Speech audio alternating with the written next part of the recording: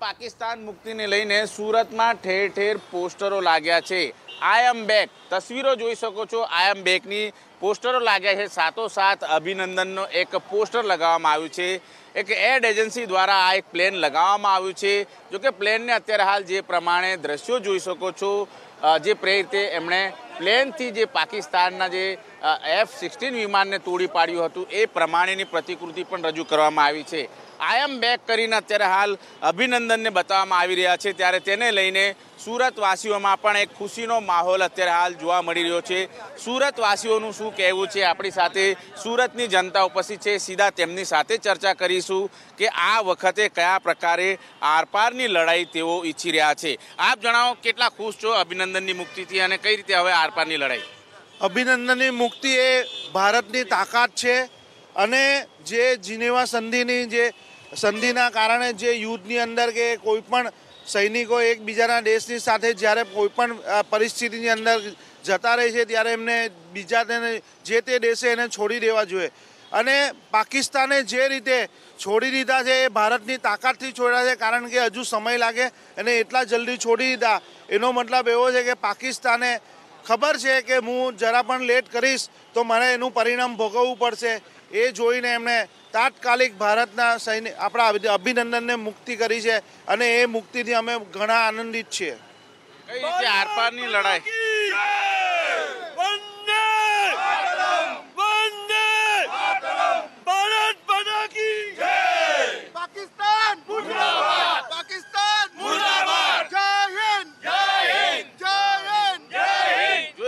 નારા પણ લાગી રહ્યા છે। આપ જણાવો, કઈ રીતે હવે હુમલો કરવો જોઈએ? અભિનંદન તો આવી ગયા, હવે શું?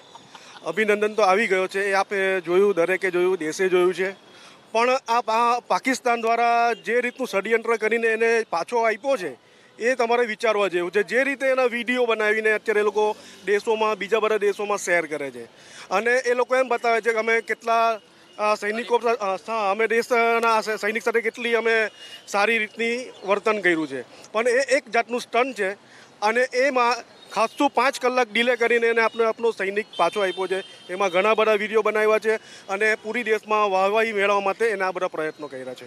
હવે શું કરવું જોઈએ? કઈ રીતે એટેક બાબત માટે એવું છે કે આપની જે રીતે નરેન્દ્ર મોદીજીએ દેશની આપણી નેવી છે, ભૂમિ દળ છે, હવાઈ દળ છે, બધાને જે છૂટ આપી છે એટલે એ લોકોના કાર્યમાં રૂકાવટ તો લાવશે જ નહીં, એ પણ નક્કી છે।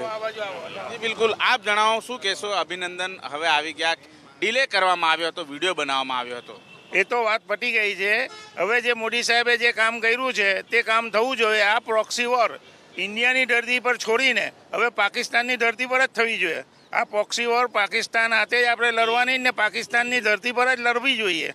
એ ને મોદી સાહેબ જે કામ કર્યું છે, નાટકવાદીનો જે સ્વભાવ છે, જે જ્યાં પેદા થયા છે ત્યાંથી જ એને ડાબવા જોઈએ ને આ પ્રોક્સી વોર છે તો પાકિસ્તાનમાં જ લડાવી જોઈએ। ઇન્ડિયામાં હમણાં એક બી લડાઈ ઇન્ડિયામાં નહીં થવી જોઈએ। શું કહેશો મસૂદ અઝહર વિશે?